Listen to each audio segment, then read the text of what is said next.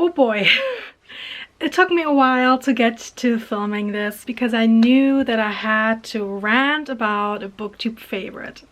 I'm sorry, but not really. I have the receipts.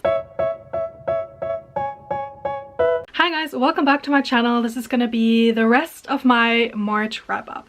I have already done 2 wrap-ups because I read 23 books and I thought it would be best to kind of split up my reading wrap-up. As far as stats go, I read 23 things in March. 11 of those were adult books, 6 of them were YA, and 6 were middle grade. And then as far as star rating go, I had 2 5 stars, I had 2 4.5 stars, 8 4 stars, 1 3.75 stars, 5 3.5 stars, 3 3 stars, 1 2.5 star, and 1 2 star. So there were a bit in the bunch that I didn't really enjoy too much, but we'll get to those soon. So I have 2 videos out already. You can go check them out if you haven't seen them already. I'm gonna link them up above and down below. So the first one is gonna be the wrap-up that I did for middle grade March. For middle grade March, I read 6 things. I read The Forgotten Five, Map of Flames by Lisa McMahon. The Vanderbeekers to the Rescue by Karina Young-Glaser. This is the 3rd installment in the series. I read the German middle grade Willkommen bei den Grausens and the German middle grade Am schönsten ist es in Sommerby,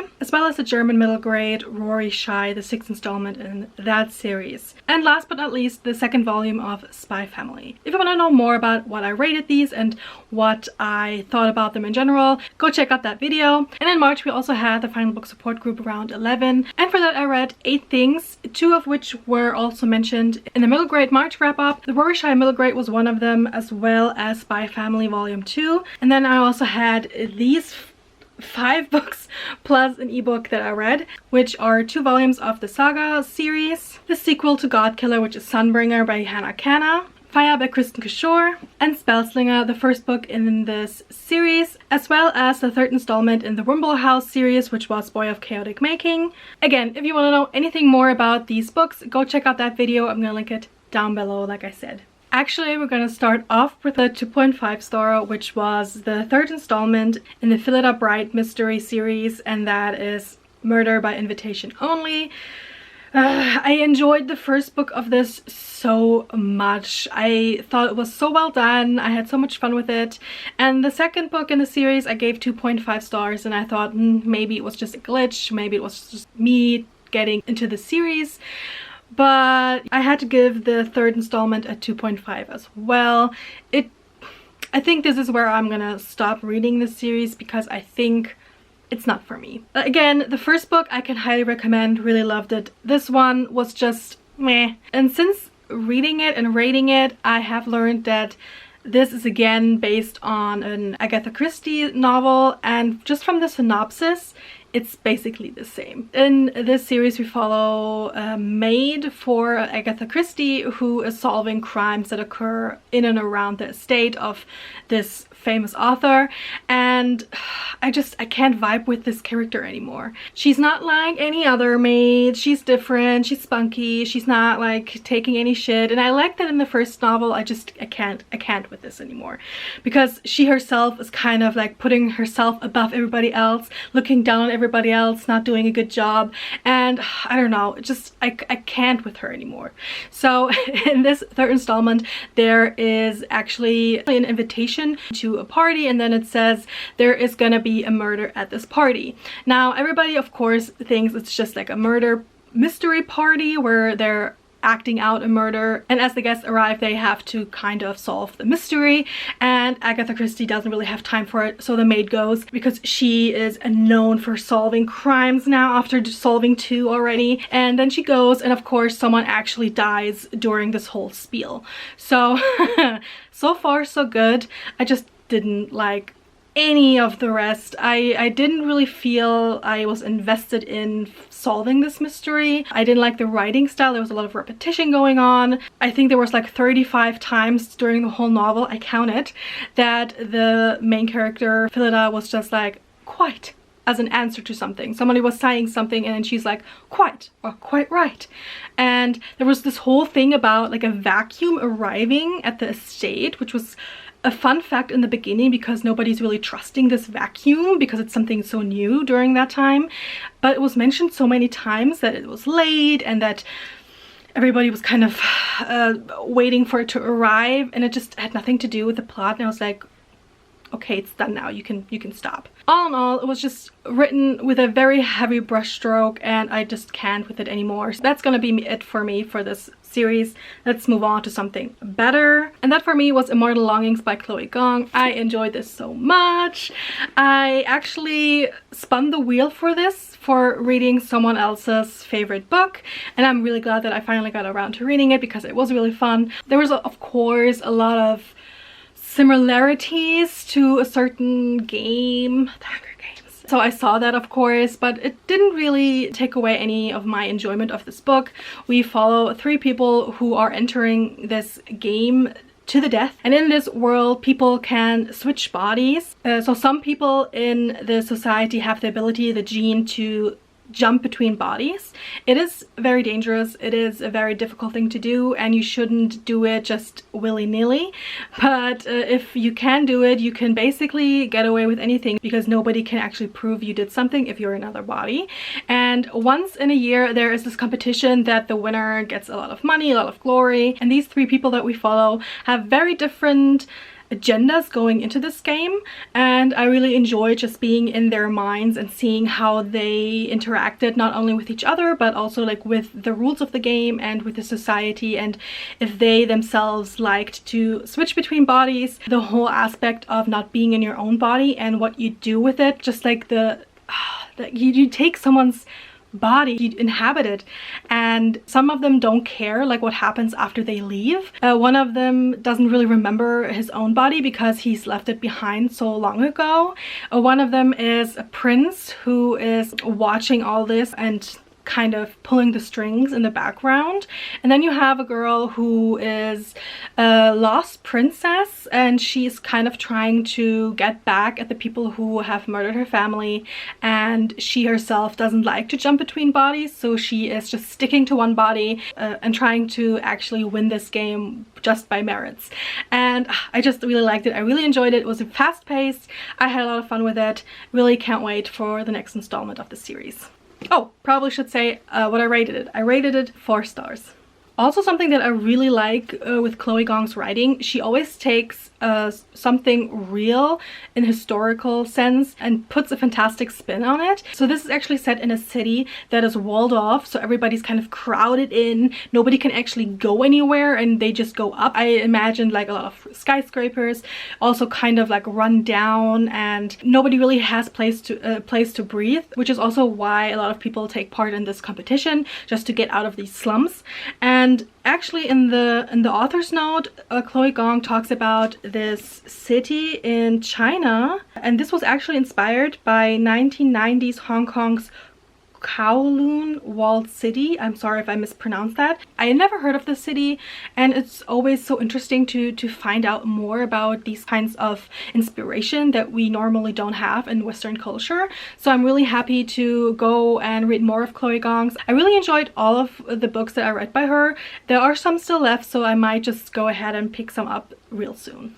Next up, we have a cozy murder mystery, which is How to Solve Your Own Murder by Kristen Perrin. I read the German arc for this, so if there are some discrepancies, it's because of the translation. But this is set in 2 timelines. This is set in the present, when a young woman learns that she is supposed to inherit this big estate, and when she arrives, she learns that this... is it an aunt? I think it's an aunt. She learned that this old woman learned back in the 60s that she is supposed to die by being murdered.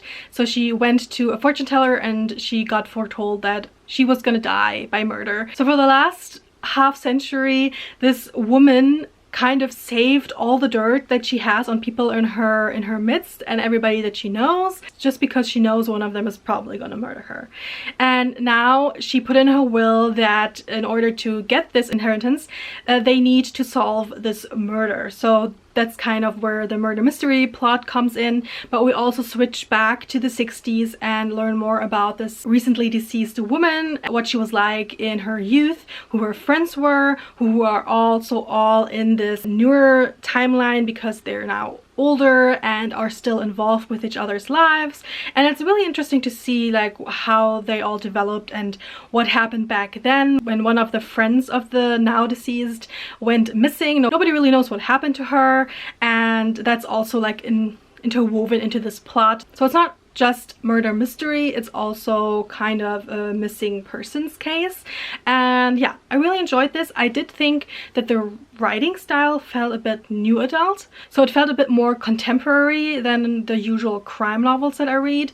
It felt more like the typical a young woman loses her job or something and has to go back home and find her way and decide what she wants to do with her life. Oh, and there's a murder. So I needed a bit of time to get used to this kind of writing style in this kind of genre, but after that I really enjoyed it. All in all, I gave it 3 stars. I would read from this author again. It's not my favorite murder mystery or cozy crime, but I did enjoy it. Now let's get to one of my new favorites, and that's this cutie. It's A Taste of Golden Iron by Alexander Rowland. You can't really tell anymore because of my early skin, but this is so cute. I recently met a friend and we were talking about it, and she's right in saying this is basically just vibes and character development without any plot, and it wouldn't even be a fantasy plot without them having like a bit of magic like crumbled in. The magic doesn't really do much for this world or this world building or this plot, and in some ways it does seem like an easy out because they need to find out something and the magic really helped with that. But let's go to the plot as is. This follows Prince Kadu, and he is the younger brother of the Sultan. She is also like very much in this book. She's a young mother. She just gave birth, and she is very much like the matriarch of this country, of the city. And I really enjoyed how she as a woman, as like this matriarch, is portrayed. I thought she was still very like, she had a very feminine vibe. She didn't need to take on this male persona in order to be the bad bitch that she is, and also that she didn't need to marry to become this basically empress. Instead, she is not married. The father of her child is not her husband. He doesn't have any claim on the child. He basically is just there to be the baby daddy. But that's where the problems start, because Kadu isn't really feeling this man, and there is an incident when they all go out hunting and Kadu really puts his foot in it. So there is a lot going on there, and he needs to get back into not only his sister's good graces but like the majority of the courts. And that's also like where his problems start, because he has a secret that he keeps from everybody, because he's battling very much with mental health and anxiety, and he doesn't really want to be in the limelight. He has his dark phases that nobody can know about. He has this lover that knows about this and is helping him when it gets too bad, and it's just, it breaks my heart just thinking about this character. I think he's like one of the most cutest little things, and I just wanted to hug him the whole time, because there is so much talk about mental health and how he thinks it makes him look weak and he needs to overcome it, and it's just, he has all my heart. And when this incident happens, he gets a new warrior to guard him, and this warrior guard type is Evamar. I hope I say that right. I'm not really sure anymore. It's been a while since I read this. Evamar is just, again, so cute, and I love how different their approach is to this relationship and these two characters, because usually like the guard is like a very stoic person who is good at everything and is basically balancing out the power of like the princess or the prince, and the guard is basically, you have to have like a very strong personality and a very strong character to be part of this relationship. And with this, we do have a very stoic character, and he does not like the prince at all in the beginning. He thinks he fucks up a lot and he's not to be taken seriously. He's kind of annoyed that now that he's one of the best guards, he has to basically babysit this prince who doesn't really leave the palace after this incident, and he's like, what am I doing here? And they get to know each other very slowly, and I just love the portrayal of this relationship blossoming and they finding respect between each other. I love the talk of reciprocity with these two, and I love that this idea of we both need to get something out of this relationship is brought up by the prince, because, and I thought this was really well done, because of course the guard only sees you're the prince, you're the person that is above me in station, and this is all that I'm allowed to have of you. And the prince says, no, I know there is like a difference in station, but if we're gonna be friends, if we're gonna be more, you need to get something from me. I need to give you something in order to receive your loyalty. It was so good, it was so well done. I just want to go back and annotate and see all these cute like plot points, and yes. I felt like, and I said this before, this feels like Heartstopper with a bit of fantasy and a bit of like political intrigue thrown in there, and of course adult. So if you love those two, like the whole time I heard them being like, why are we like this? And I'm like, because you're so cute. And I, again, with Evermore, with the guard, he wasn't just the typical guard and the prince just had to win him over or something. No, he had to learn to allow feelings and be a bit more open and let him in. And it was just so beautiful to see, like both of them had such a long way to go, and they did it. And I don't care that there is not a lot of plot, and some of it was very convenient.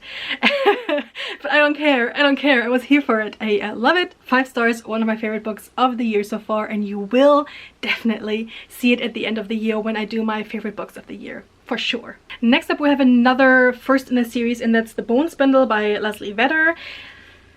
I gave it 3.5 stars, but it's been more than a month since I read this, and I can't really tell you too much of the plot anymore. Like right before I started filming, I was flipping through the pages because I was like, what happened again? Like, I remember that I was liking it when I was reading it. It felt very easy reading. I like the characters. I don't know much more. This is a retelling of Sleeping Beauty, but Sleeping Beauty is actually a prince, and he needs to wait until he gets a girl to come and break his curse. And he thinks he found her when this young woman who is kind of like a treasure hunter stumbles upon, I don't even remember like how he was found, because like his ghost appears to her. They're like in an old ruin, and then she stumbles upon his ghost, and then she can see him, and he's like, you're it girl, you have to like get me out of this curse. And so they all, like she and her nemesis, who is this badass female warrior, the 3 of them basically travel to his castle in order to save him. As you can tell, nothing much stuck in my brain right of this. I remember thinking, do I want to continue with this story? And I think so. I wouldn't mind going back after I remember maybe something of it, and but it's not a priority at all. So it was cute. It was a cute retelling, so if you're looking for something like that, go ahead and read this one. There's like nothing offensive or bad in this, so go ahead, but it's not one of the best things I read this year. And now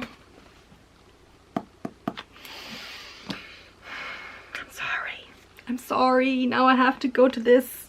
I'm wondering if I should wait and do this in the end, because I'm gonna rant. I'm gonna rant about this.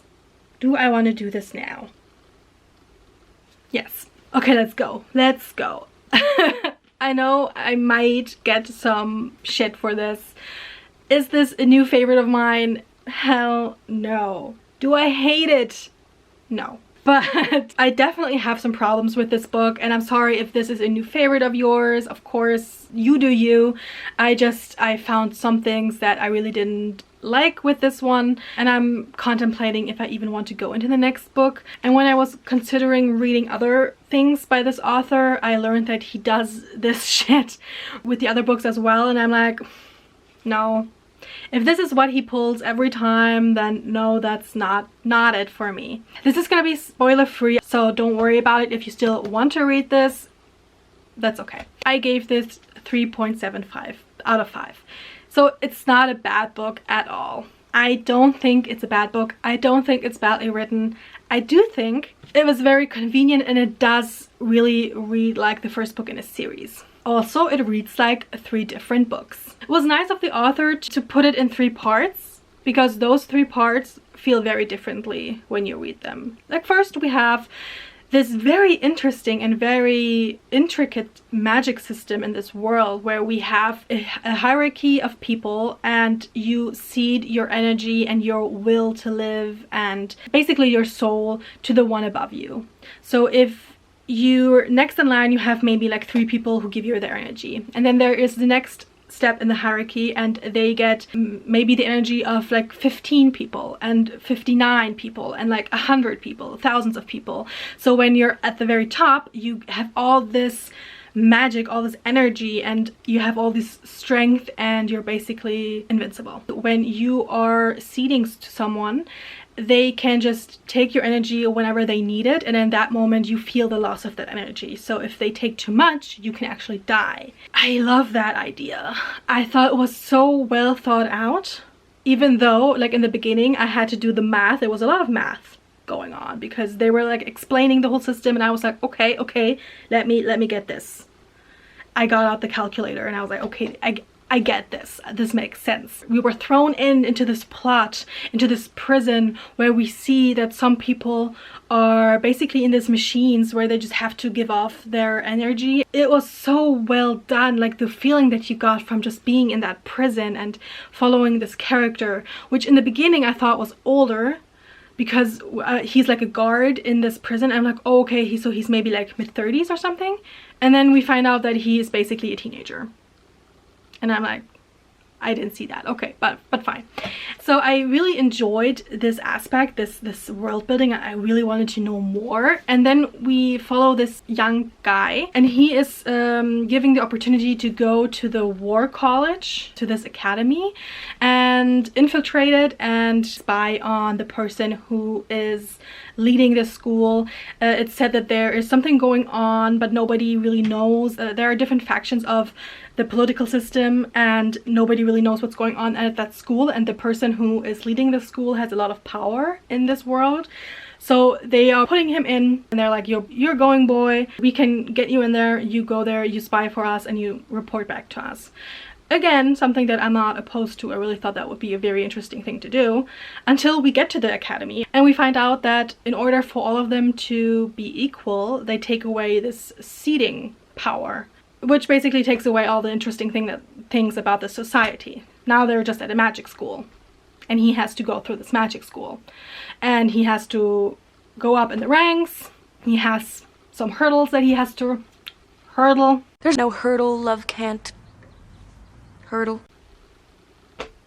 Like, I need to know more about the society. Like, for a long time, he just forgets that he's there to spy on someone. We don't really see that person that he's supposed to spy on. And then we just follow the main character going to classes, finding friends.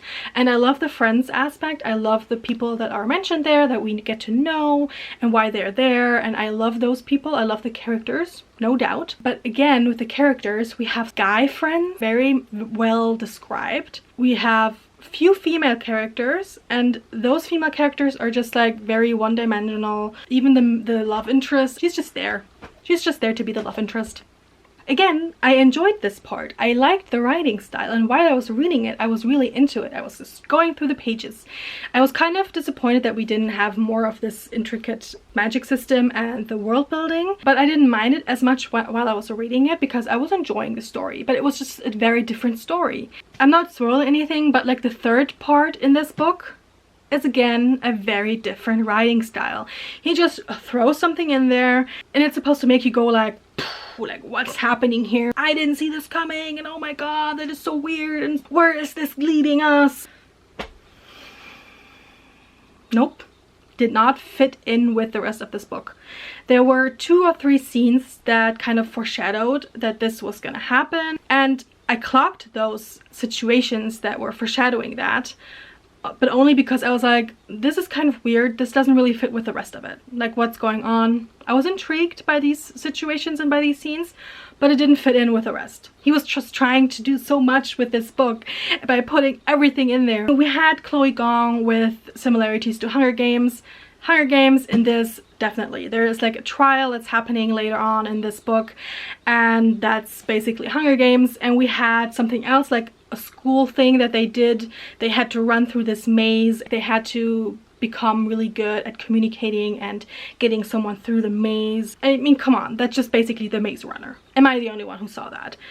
And just with the Maze Runner, the explanation in the end for this game, it was just bad, like really bad. I hated it. So basically you have this whole magic school aspect and him going through the classes, and you just see that this author knew that he had to get his character from A to B. You know that James, he was like, I have this great character, I have this great idea, but he needs to get from A to B, and that's like the whole school thing. So you know he's gonna get there in the end, and we're gonna put like some problems in between. We have to have like some teachers who are mean to him, and we have to have another student who's mean to him, but he overcomes them, and he's just great at everything. Like everything that's thrown at him, every opportunity that he has to surprise everyone by how good he is, he does. There is like nothing where he fails, because that wouldn't get him to point B, where he needs to be for the big reveal in the end. Can you tell how frustrated I am? And I wish I made a rant video right after finishing this, because I was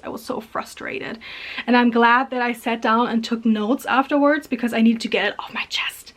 And I wish I could get like the frustration level that I had after finishing this without going into spoilers for the last part. And I know a lot of people are gonna be amazed by this plot twist, but I just did not like it. I didn't think it was a logical conclusion to the rest of the book, and I felt a bit like, what was the point of 80% of this book if this is where you're going with it? Like, what are you trying to tell me with this? I did like the main character, Viz, but again, he was just so perfect. Can this guy have a flaw? Any flaw? I mean, at some point I was just rooting for everybody else, because he was just annoying me with how good at everything he is. And then one thing happened where they go back what happened to him and to his family, and that was so interesting because it goes into the whole aspect of this country and this part of the country that was conquered and what happens, and that the victors basically tell the story and write the story afterwards. And I really enjoyed that part, but again, it was just thrown in there. It didn't really have much like to do with the rest of the story. We see that basically as a spring break, let's go party scene thrown in there, and then nothing. Is that supposed to be like background for this character? Because for the rest of the time he forgets like why he's there, what he's supposed to do. I'm sorry that I'm shitting on this.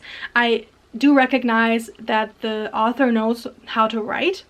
I see like what he wants to do with this. I think he should have tried to integrate the setting and the magic system a bit more into the rest of the story, maybe foreshadow a bit more. I don't know if I want to continue with this series. I think I might want to continue with the sequel when it comes out, just to see where he tries to go with it. But it was kind of a mindfuck, to be honest. The writing style of the last part I don't really enjoy, so if that's where this is going, I might just try it but then DNF it. So I know a lot of people love this book. They had it as their favorite book of last year, favorite book of this year. I am not gonna be one of those people, and I'm sorry if this is your favorite. Let me know down in the comments what you think of this, and I'm sorry if we disagree. Thank you for coming to my TED Talk. So glad I got that out of my way. Let's go back to the books that I continued on with in the month of March. The next one that I had was a book club pick for my live book club that I have here where I live. We read The Invisible Library by Genevieve Kaufman. This is the first in a fantasy series, and I gave it 3.5 stars. In this we have this library that is basically a place where you can go into other dimensions, and the librarians are going into these other realities, these other dimensions, get their best stories and bring them back to their library, write them down, and they basically have the story. And we follow one librarian when she goes into another kind of London and has to solve some mystery that's happening there. Again, not much of the plot has made it to my long-term memory. Sorry about that. I do remember liking the adventure part. It was very like action-packed. There's a lot of things happening.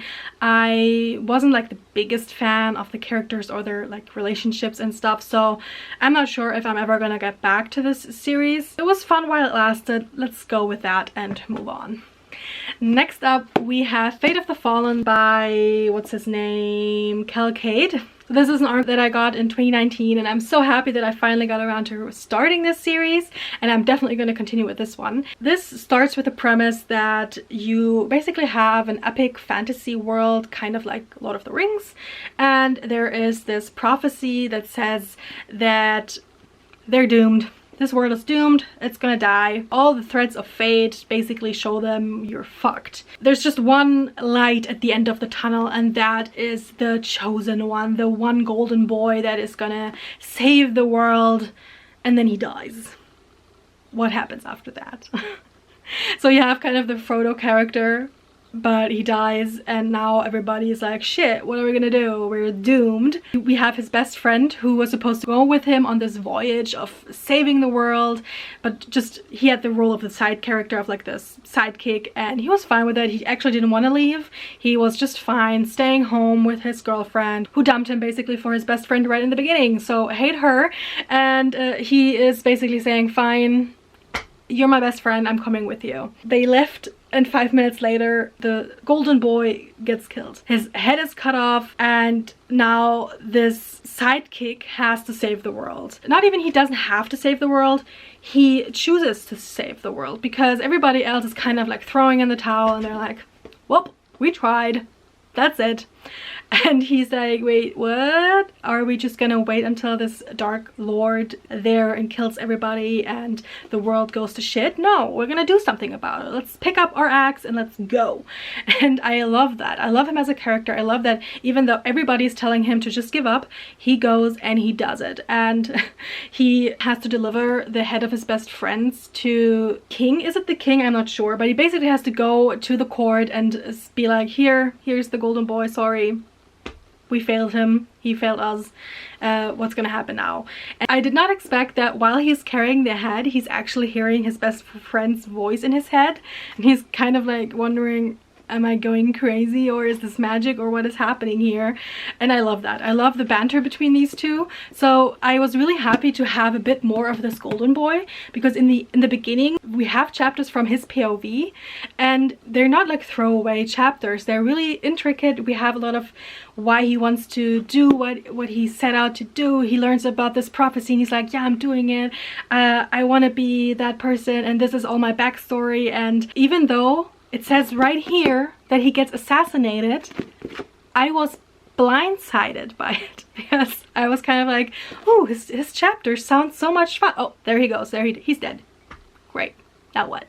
So I'm glad that I still had him in those other chapters. In the beginning it did feel a bit like fan fiction. I don't know if that's how this started, because there are a lot of similarities to and nods at the Lord of the Rings. For example, in this, Aslo is a gardener. He's taking care of the trees, because in this there was like a plague and that took all the trees, all the woods, and now of course everybody wants to save the trees. So he's very highly respected in the society because he has the power to save the trees. And I remember, because I was just rereading Lord of the Rings, and I remember that someone went to Sam and was like, and who are you? You must be like this big warrior. And he's like, no, I'm a gardener. And then they're like, ooh, gardeners must be highly respected in your culture. And I love that that Cal Cade took that, oh, just hit myself in the face, that he took that and made a whole character out of it. And I love it. It was so much fun. I really enjoyed it. I loved to see what people would actually do if they knew that basically is no hope left, because there are still magicians in this world, people with power, and they are basically saying, we believe this prophecy and we believe that we're all fucked. We have the power to pick up everything and leave. Fuck this world, we're going to another one, and he's basically the only one who's there to save the day. Can't wait to get back to this world and read the sequel. I don't have it at the moment, but it's something that I have my eye on, definitely. Did I say what I gave this? I gave this 4 stars. I read another thriller in March, and that was Just Another Missing Person by Gillian McAllister. This is the author who wrote Wrong Place, Wrong Time, which was a highlight of last year for me, and I was so happy to read this newest novel by her. And again, this was so much fun. I gave it 4 stars. It has a very different vibe to the other book, because you had kind of the sci-fi element with her going back in time with Wrong Place, Wrong Time. With this one, it's basically just a thriller, but what this author does best is have this crime, this mystery going on, and have the aspect of family and what you would do for the people you love, and have that be part of the plot. So this is going to be an author by author for me from now on, and can't wait to read her backlist and can't wait to see what else she comes out with. And with Just Another Missing Person, you have a girl going missing, a young woman. She leaves a bar, turns into an alley, and disappears. There is video footage of her going into the alley, but there is no way for her to exit it, and she's nowhere to be seen again. And you have this detective who is supposed to solve this crime. Before she can actually do much, she is taken captive by someone who tells her, I know what you and your family did. I know your secret, and if you don't want that to be announced to the world, you go ahead. Here are some things that you will find in this person's house. So basically she gets blackmailed to put the blame on someone that she doesn't know if that person is the culprit, because she's supposed to frame him for murder and there wasn't even a murder victim. I thought that was so well done. I really enjoyed it. It gave me the chills. And just like with Wrong Place, Wrong Time, it's important to also see if the ending or the conclusion to it was well done, and it was. Again, I really liked it, and I can highly recommend it if you like thrillers. Next up, we have my 1-2 star of the month, and that was These Deadly Prophecies by Andrea Tang. This was a big yawn. This again has to do with a prophecy. We had a lot of those this month. This is YA. This follows a young apprentice to a magician, and in this world we have different kinds of magic that you can do, but it's never kind of explained, like if you can just choose magic, or if there are just people who are better at it, or if you have like a gene, because it's set in our world but just with magic.